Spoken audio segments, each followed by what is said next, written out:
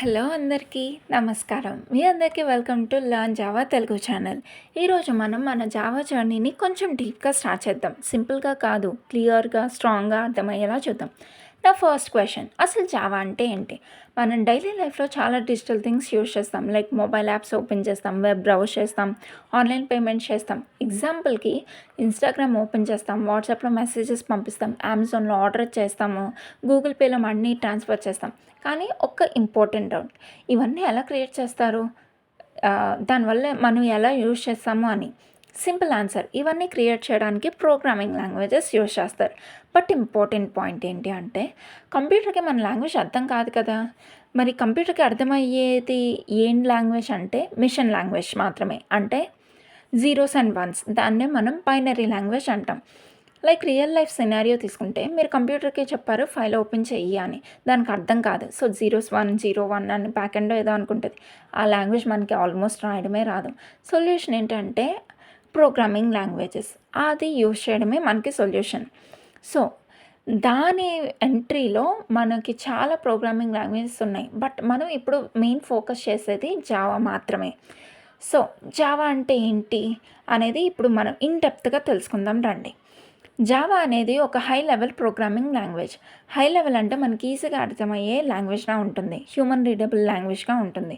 Java కోడ్ని కంప్యూటర్కి అర్థమయ్యేలాగా convert చేస్తుంది. సింపుల్ ఫ్లో చెప్పాలంటే, హ్యూమన్ లాంగ్వేజ్ అనేది జావాకి ఇస్తే, జావా కోడ్ అనేది మిషన్ కోడ్కి, మిషన్ కోడ్ అనేది కంప్యూటర్ ఎగ్జిక్యూషన్ అనేది జరుగుతుంది. సో అక్కడ ఆ ఎగ్జిక్యూషన్ అలా ఉంటుంది. అసలు జావా అనే పేరు ఎలా వచ్చింది అంటే, జావాని క్రియేట్ చేసింది జేమ్స్ కాస్టిన్స్ అండ్ వాళ్ళ టీం. జావాకి ఫస్ట్ పేరు ఓక్ అని ఇచ్చారు. ఆ తర్వాత ఆ నేమ్ ఆల్రెడీ యూజ్ ఉండటం వల్ల దాన్ని జావా అని చేంజ్ చేశారు. దీంట్లో ఇంట్రెస్టింగ్ ఫ్యాక్ట్ ఏంటి అంటే, జావా అనేది ఒక కాఫీ టైప్ ఉంది. డెవలపర్స్ ఎక్కువగా కాఫీ తాగుతూ కోడింగ్ చేస్తూ ఉంటారు కనుక, అందుకే ఆ టీమ్ కాఫీ ఇన్స్పిరేషన్తో జావా అనే పేరుని సెలెక్ట్ చేశారు. ఆ నేమ్ అనేది ఇప్పటికీ అలాగా పాపులర్ అయిపోయింది. బట్ అది ఒక కాఫీ బీన్ అని మనకు కూడా తెలీదు. సో నెక్స్ట్ వచ్చేసరికి జావా అనేది మనం ఎక్కడ యూజ్ చేస్తాము అనేది తెలుసుకుందాం రండి.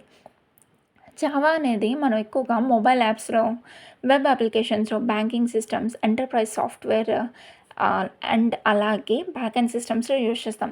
ఫర్ ఎగ్జాంపుల్, మీరు రియల్ వరల్డ్ లో గూగుల్ పే ఓపెన్ చేశారనుకోండి, మీరు మనీ ట్రాన్స్ఫర్ చేస్తారు. సెకండ్స్లో ప్రాసెస్ అయిపోవాలి అనుకుంటారు. డేటా మాత్రం సెక్యూర్గా ఉండాలి. ఇలాంటి సిస్టమ్స్లో మనం జావాని యూజ్ చేస్తాం. ఎందుకు అనంటే, మనకి ప్రతిదీ కూడా సేఫ్ అండ్ సెక్యూర్గా ఉంటుంది. ఓన్లీ జావా అనేది ఎక్కువ హై సేఫ్టీ అనేది ప్రొవైడ్ చేస్తుంది.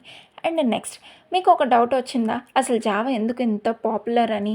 ఎందుకంటే చాలా ఎగ్జిస్టింగ్ సిస్టమ్స్ ఉన్నాయి, ఎగ్జిస్టింగ్ సాఫ్ట్వేర్ ఉన్నాయి, అలాగే ఇప్పుడు మనకి కొత్తగా వస్తున్న సాఫ్ట్వేర్స్ కూడా ఉన్నాయి. అయినా సరే జావా అనేది ఎందుకు ఇంత పాపులర్గా ఉంది అంటే, ఒక సింపుల్ ఆన్సర్, జావాలో కొన్ని పవర్ఫుల్ ఫీచర్స్ ఉన్నాయి. ఇప్పుడు అవి డీప్గా నేర్చుకుందాం రండి. ఫస్ట్, ఇది ప్లాట్ఫామ్ ఇండిపెండెంట్. జావాలో ఒక్కసారి కోడ్ రాసిన తర్వాత అదే కోడ్ డిఫరెంట్ సిస్టమ్స్లో రన్ అవుతుంది. For example, Windows, max, Linux ఎక్కడైనా సరే సేమ్ కోడ్ వర్క్ అవుతుంది.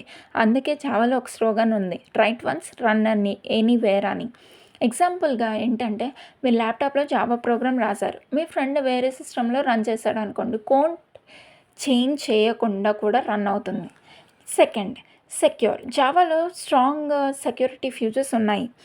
అన్ఆథరైజ్డ్ కోడ్ని అలౌ చేయదు, డేటా సేఫ్గా ఉంటుంది. ఎగ్జాంపుల్, బ్యాంకింగ్ యాప్లో మీరు లాగిన్ డీటెయిల్స్ అనేవి సెక్యూర్గా ఉండాలి, హ్యాక్ అవ్వకూడదు. అలాంటి టైమ్స్లో మీరు జావా అనేది యూజ్ చేస్తారు.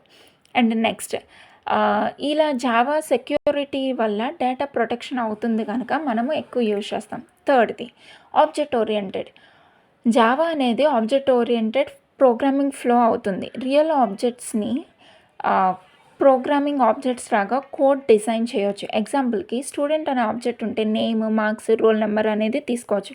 కార్ ఆబ్జెక్ట్లో కలర్, స్పీడ్, బ్రాండ్, ఇలా ఆబ్జెక్ట్స్ లాగా థింక్ చేసి కోడ్ రాయడం ఈజీ.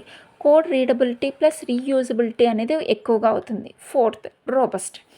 రోబస్ట్ అంటే స్ట్రాంగ్ అండ్ రిలయబుల్గా ఉంటుంది. ఎర్రర్స్ వచ్చినా కూడా ప్రాబ్లం అనేది క్రాష్ కాకుండా హ్యాండిల్ చేస్తుంది. ఎక్సెప్షన్ హ్యాండిల్కి ఎక్కువగా సపోర్ట్ ఉంటుంది. ఫర్ ఎగ్జాంపుల్ చూస్తే, యాప్లో స్మాల్ ఎర్రర్ వచ్చినా కూడా యాప్ క్లోజ్ అవ్వకుండా కంటిన్యూగా వర్క్ అవుతూ ఉంటుంది. సో, దీనివల్ల మనకి ఏంటంటే మనము ఎక్కడి నుంచి అయితే ఆ ప్రోగ్రామ్ ఆగిపోయామో అక్కడి నుండి కంటిన్యూ చేయొచ్చు. ఫిఫ్త్, ఇది సింపుల్. జావా సింటాక్స్ అనేది సింపుల్‌గా ఉంటుంది. బిగినర్స్‌కి ఈజీగా నేర్చుకోవచ్చు. సి ప్లస్ ప్లస్‌కి కంపేర్ చేసుకుంటే జావా అనేది ఈజీగా ఉంటుంది. నెక్స్ట్, ఇది పోర్టబుల్ లాంగ్వేజ్. జావా ప్రోగ్రామ్స్ అనేవి ఈజీగా డిఫరెంట్ ఎన్వైర్న్మెంట్స్‌కి ట్రాన్స్ఫర్ చేయొచ్చు. లైక్ యూఎస్‌బీ ట్రాన్స్ఫర్ అలాగా. Multithreading. జావాలో మల్టిపుల్ టాస్క్ అనేవి ఒకేసారి రన్ చేయొచ్చు. లైక్ మనం యూట్యూబ్ వీడియోస్ ప్లే చేసుకుంటేనే కింద కామెంట్స్ స్క్రోల్ చేస్తూ ఉంటాం చూడండి అది. అండ్ నెక్స్ట్ ఎయిత్‌ది హై పర్ఫార్మెన్స్ ఉంటుంది. జావా అనేది ఫాస్ట్‌గా ఎగ్జిక్యూట్ అవుతుంది జేవీఎం ఆప్టిమైజేషన్ వల్ల. అండ్ ఫైనల్‌గా ఏంటంటే జావా అనేది స్ట్రాంగ్‌గా ఉంటుంది. లైక్ ఏంటంటే మనం సింపుల్‌గా అర్థం చేసుకోవాలి అని అంటే జావా అనేది మనం కంప్యూటర్‌కి ఇన్‌స్ట్రక్షన్స్ ఇవ్వడానికి యూజ్ చేసే ఒక ప్రోగ్రామింగ్ లాంగ్వేజ్. ఒక powerful, secure and flexible programming language. ఈజీగా నేర్చుకోవచ్చు. రియల్ వరల్డ్‌లో చాలా డిమాండ్ ఉంది. అండ్ కెరియర్‌లో చాలా స్ట్రాంగ్ ఫౌండేషన్‌కి ఉంటుంది. అయితే మనం నెక్స్ట్ వీడియోలో జావా ఎలా రన్ అవుతుంది, జేవీఎం, జేఆర్‌ఈ, జేడీకేని ఎలా యూజ్ చేయాలి, వాటి వల్ల ఎలా రన్ అవుతుందనేది డీటెయిల్‌గా చూద్దాం. మీ అందరికీ ఈ వీడియో కానీ యూస్‌ఫుల్ అనిపిస్తే లైక్, షేర్ అండ్ సబ్స్క్రైబ్ చేయండి. డైలీ జావా నేర్చుకోవడానికి follow for learn Java Telugu.